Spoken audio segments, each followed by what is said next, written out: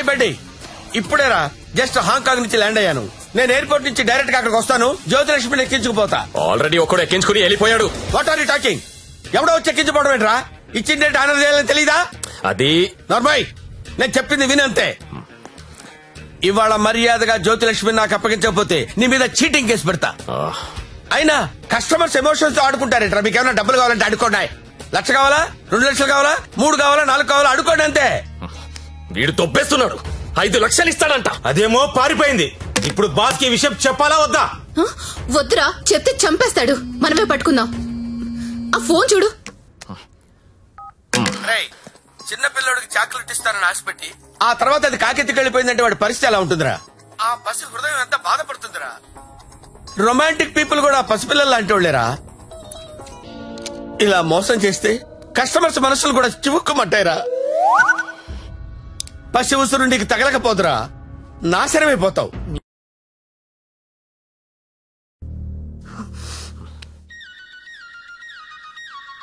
ఇదిగో మా వాళ్ళు ఫోన్ చేస్తున్నారు. ఎత్తనా వద్దా? ఆ ఫోన్ ఇలా ఇవ్వు. రేపు మార్నింగ్ ఇంకో కొత్త నెంబర్ తీసుకుందాం. లక్ష్మి, రామా నా రూమ్ లో పడుకుందు గాని. అదే నా రూమ్ లో పడుకుందు గాని. నేను ఈ తమ్ముడితో పడుకుందామని వచ్చాను, నీతో కాదు. అవన్నీ పెళ్ళయ్యాక పెట్టుకుందరు గాని ఇప్పుడు అవన్నీ వద్దమ్మా. ఏం మాట్లాడుతున్నావు నువ్వు? సత్యదా పడుకుందాం. ఇప్పుడు వద్దు, బాగోదు. ఏంటి బాగోదు? మనకింకా పెళ్లి కాలేదు కదా. పెళ్ళవ్వకుండానే బయట ఎన్ని జరుగుతున్నాయో తెలుసా? ఏం ఫ్యామిలీ రా మీది. Good night Lakshmi. రే ఎక్కడికి? నేను హాల్లో పడుకో. నిజంగా వెళ్ళిపోతున్నావా? సత్య సత్య ఆగ్రా రే. ఓయ్, మీ అక్క పడుకున్నాక వస్తావా? రాను. కొంచెం తలుపు తీసి పెడతానే. పెళ్లి పెళ్లి పెళ్లి తర్వాతే శోభనం. శోభనం శోభనం శోభనం, దాని తర్వాతే పెళ్లి. ఇదెలా ఉంది? నువ్వు రారా తమ్ముడు. ఆ మాత్రం దానికి అంత కష్టపడి లేపుకురావడం ఎందుకు? రా రా రా అని ఒకటే గోల. తీరా చూస్తే బెబ్బె. లేపుకొచ్చి వదిలేశాడు. నా సామిరంగా వదిలేసి పడుకున్నాడు.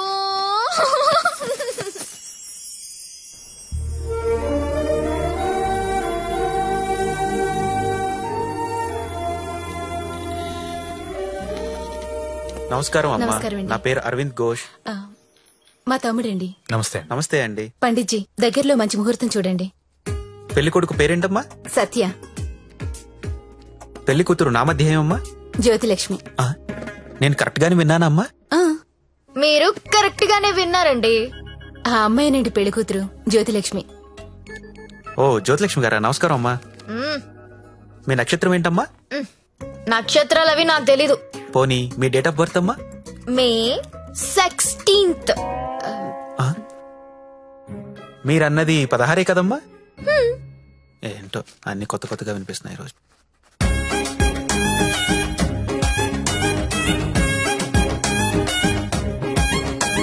పండిట్జీ, మిమ్మల్ని ఎక్కడో చూసినట్టు గుర్తు. టీవీ లైవ్ లో చూసుంటారమ్మా. ఆ లైవ్ లో కాదు, వేరేదో లైవ్ లో చూసినట్టు గుర్తొస్తుంది. పంచముఖ ఆంజనేయ స్వామి గుళ్ళో చూసుంటారమ్మా. మీరు కంపెనీకి ఎప్పుడైనా వచ్చారా? ఏ కంపెనీ? గంగాబాయ్ కంపెనీ. రామ రామ, నేను గంగాబాయ్ కంపెనీకి రావడం ఏంటండి? ఎవరండి ఈవిడ? గంగాబాయ్ కంపెనీ అంటే ఏంటో మీకు తెలుసా? తెలీదు. కానీ ఆయనకు అర్థం అవుతుంది నేనేం మాట్లాడుతున్నానని. అయ్యో, నేనెందుకు వెళ్తానండి అక్కడికి?